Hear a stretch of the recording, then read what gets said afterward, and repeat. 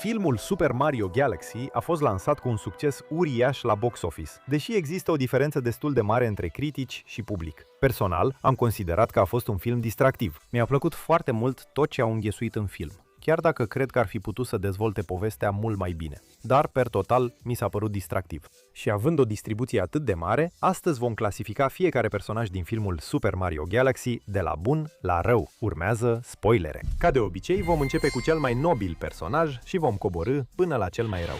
Iar Mario este inima și sufletul filmului Super Mario Galaxy, iar moralitatea lui este destul de clară încă din primul cadru până la lupta finală cu bossul. El începe povestea protejând regatul ciupercilor în timp ce Peach și Toad merg după Rosalina. Când Bowser Jr. atacă, Mario nu ezită. Îi adună pe Luigi și Yoshi și se aruncă în fiecare luptă pentru a-i proteja pe civili. Odată ce amenințarea galactică completă este dezvăluită, el decolează în spațiu, fără nicio grijă pentru propria siguranță, doar pentru a o salva pe Rosalina și a opri dispozitivul Boomsday. Pe tot parcursul călătoriei sale, el îi pune mereu pe ceilalți pe primul loc. Își riscă viața protejându-i pe Luigi și Yoshi de atacuri pe mai multe planete, iar în punctul culminant al filmului, taie singur frânghiile podului, trimițându-l pe Bowser să cadă în lavă. De asemenea, Peach poate ajunge în siguranță la Rosalina. El încuie și poarta în urma lui, rămânând singur afară pentru a-i ține piept atât lui Bowser cât și lui Bowser Jr., în timp ce ceilalți reușesc să scape. Chiar și când Bowser este readus la viață ca Dry Bowser,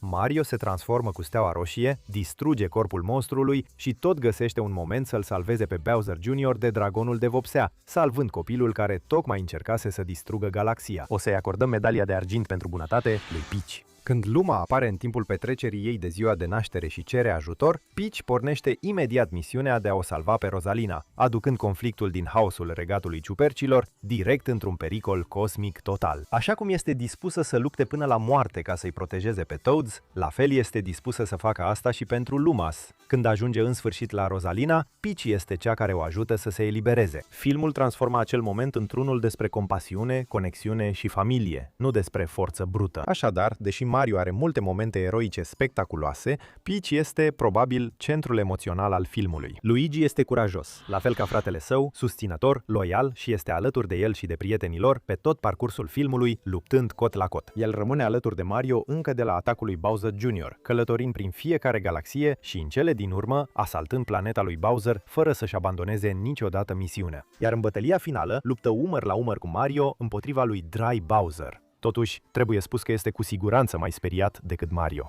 Îngheață de frică în fața pericolului, recunoaște că este îngrozit de spațiu și trebuie să treacă peste o panică vizibilă la fiecare pas. Și trebuie să spun, este mult prea încrezător în Tiny Bowser. Adică, hai omule, chiar nu poți să crezi că s-a schimbat cu adevărat? Rosalina este gardianul calm și protector al cosmosului și mama adoptivă a Lumas, un adevărat erou ale cărui acțiuni sunt mereu altruiste și dedicate protejării celorlalți. Și are cam 10 minute pe ecran. În scena de deschidere, ea le citește o poveste de noapte bună copiilor ei Luma, când Bowser Jr. atacă observatorul cometei, iar îi postează imediat, folosindu-și bagheta și magia cosmică pentru a învinge robotul uriaș și a-și proteja familia. Când Peach sosește împreună cu echipa lui Mario, Rosalina își combină puterile de pulbere stelară cu cele ale lui Peach pentru a scăpa din dispozitivul care le consuma energia. Și împreună, ei schimbă soarta bătăliei finale, îl învin pe Bowser Jr. și salvează întregul univers. Urmează Toad.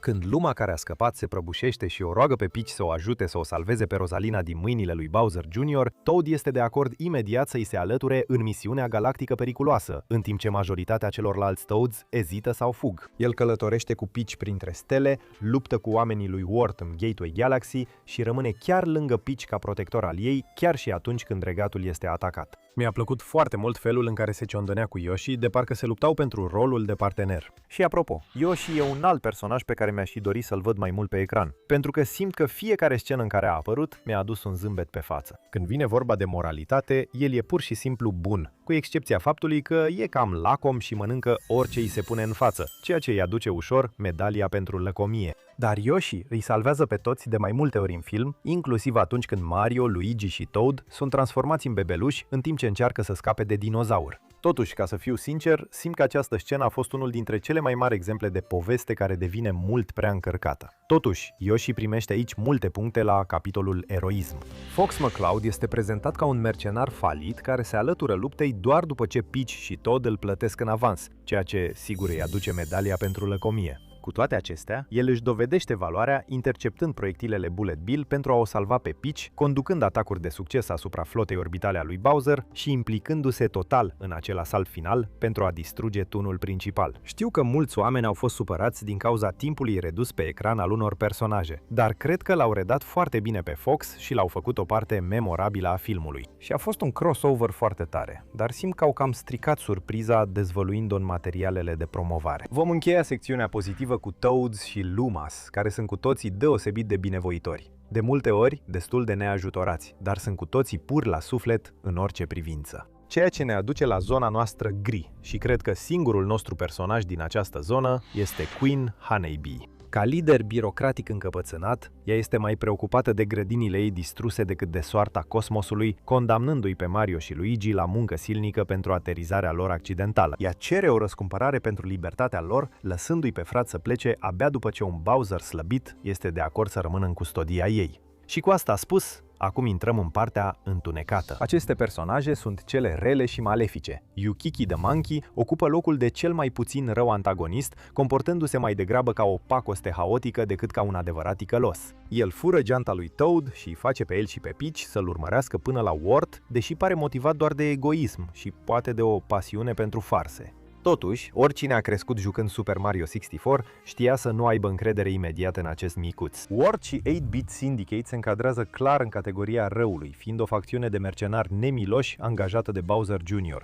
Grupul este condus de Wart, a cărui voce amenințătoare, apropo, este redată perfect de Luis Guzman. Echipa nu are absolut niciun busolă morală și este interesată doar de monede. Iar sindicatul îi include pe Mauser, care aruncă bombe, pe mercenara Birdo, care scuipă ouă, pe Claw Grip, care își pocnește cleștii și o armată de asasini ninjai. Voi spune că acesta a fost unul dintre cameurile mele preferate, pentru că filmul petrece ceva timp cu ei, chiar dacă nu cred că majoritatea publicului tânăr îi va recunoaște, având în vedere că singurele lor apariții, cu excepția lui Birdo, sunt în Super Mario Bros. 2. Sunt curios dacă copiii știu măcar cine este Wart. Presupun că îi vom adăuga și pe supușii lui Bowser ca executanții orbește loiali care fac posibilă ocupația exercitată de Koopa Troop. Deși sunt adesea folosiți pentru amuzament, numărul lor mare și devotamentul fanatic față de cele mai crude capricii ale lui Bowser Jr. îi fac o amenințare constantă și periculoasă. Chiar trebuie să te întrebi de unde vine o loialitate atât de intensă și neclintită, mai ales când, practic, ei sunt doar carne de tun pentru eroii noștri.